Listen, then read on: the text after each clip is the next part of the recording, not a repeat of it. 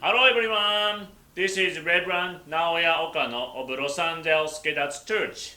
Today, I'd like to talk about 5 things that COVID-19 taught me during this pandemic. 5 things are 1. Importance of family bond. 2. Significance of amateur holy tea blessing. 3. Power and significance of prayer. 4.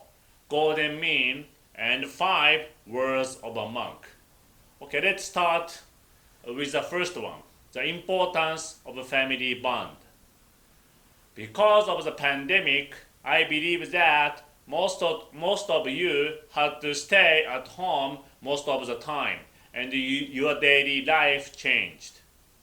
No eating out, reduced grocery shopping. You may have spent more time with your family and had more dinners at home together. Gedatsu Kongo repeatedly emphasized the importance of family and harmony of the family unit when considering the condition of society. He said, family is a unit of the country, the foundation of society. In other words, disturbance within society is disturbance within the family. To improve society, we have to consider the condition of the family unit. I consider this pandemic as a message from God to value the time spent with family and to tighten the family bond. In my home, I'm sure it's very tough for my wife to spend all day with 2 active chatterbox kids. However, we believe it became a great opportunity for our children to receive constant and direct maternal love. I really appreciate how much they have grown up over this year and a half, and I appreciate my wife's care and presence. I hope that the many people who have tightened the bonds of family over the past year and a half will make the leap to improve society in the post-COVID world. 2. Significance of amateur holy tea blessing. Beginning in May in 2020, when the number of coronavirus victims was increasing dramatically, I, as a Gedatsu minister, started performing amateur holy tea blessing for spirits of coronavirus victims, the souls of those who perished as a result of the pandemic, and all unrested spirits related to the coronavirus. I offer Hanya Shingyo three times a day. One day, a few months after I started the holy tea blessing, while pouring the tea over the stupa and sincerely praying for their peaceful rest, I could feel the movement of souls. I could clearly feel the happiness of souls who received the blessing, and I found many souls are asking for it. At the same time, it brought me a spiritual sense of security, like being protected by them. Since then, as long as I do as much as I can to keep myself safe from COVID, I feel comfortable with the virus, not fearful. I'm pretty sure that their souls were purified through the blessings and have been protecting like guardians. Gedatsu Kongo said, holy tea blessing for unrested soul is blessing for yourself. I found that sincerely practicing amateur blessing surely helps us. 3. Power and the significance of prayer. About 1 year ago, in July 2020, one of LA members got COVID. Soon after his infection was detected, he went under ICU care and was placed on a ventilator. we immediately communicated his condition to Los Angeles members, and we all gave our prayers for his recovery. To say the least, he didn't look very healthy, and those who have pre-existing conditions were at high risk. So to be honest, I expected the worst case scenario. However, he recovered miraculously. When I met him after this, he says he even became healthier because he lost some weight. Later, I learned that a Christian church, when his wife is related, also gave prayers for his recovery. So, I believe one of the biggest reasons he survived, in addition to the great efforts of medical personnel, were the prayers that were given for him by the congregations of two churches together. 4.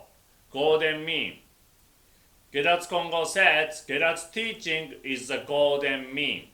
By this, he is referring to the desirable middle between two extremes, one of excess and the other of deficiency. We can find a lot of dualism-like ideas such as life and death, rich and poor, loss and gain, win and lose, man and woman, and light and darkness. Buddhism teaches that the source of troubles and sufferings are in the idea of dualism.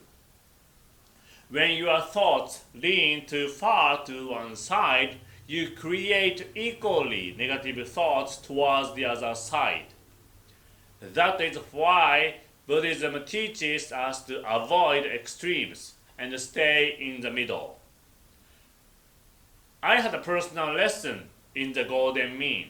Under the COVID pandemic, parents of my son's friends are divided into two groups: those who got the COVID vaccine and those who did not.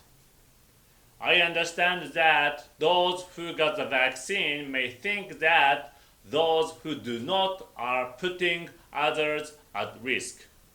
On the other side, those who do not get the vaccine have doubts about it, such as the vaccine is man-made or not natural, or that taking the vaccine could cause future problems.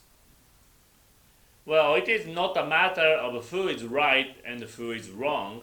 It's better if both sides can respect each other. But the fact that it is a health-related issue, so it makes the situation very difficult. Anyway, whatever your opinion about the vaccine, if you think you are right, your thought can become the source of an argument. Therefore, it is important to stay in the golden mean by respecting each other.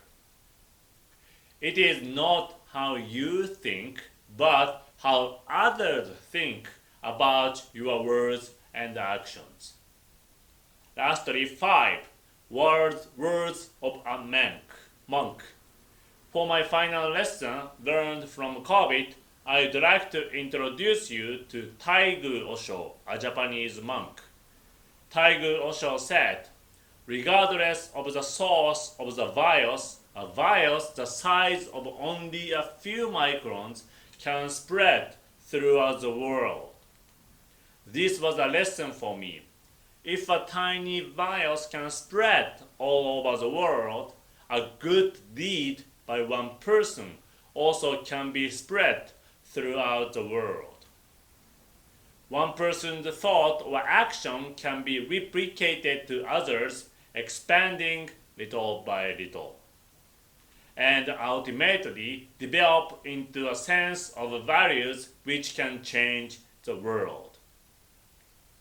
When we face a big problem like the pandemic, some of us may feel powerless and bewail the fact that there is nothing we can do to improve the situation. But who knows? No matter how insignificant we may feel we are, a good action or deed could actually change the world. At the beginning of my remarks, I talked about the importance of the family bond. Let's begin there. Let's positively influence those around us first. It is a tiny change in a big world, but big movements must begin somewhere. Let's make an effort to create harmony with people around us and create a chain of happiness in our society, one link at a time. I'd like to conclude my talk today by asking you to do everything you can to keep healthy. I pray that your life may be filled with happiness, love, and kindness. Thank you very much. Bye. Have a great day.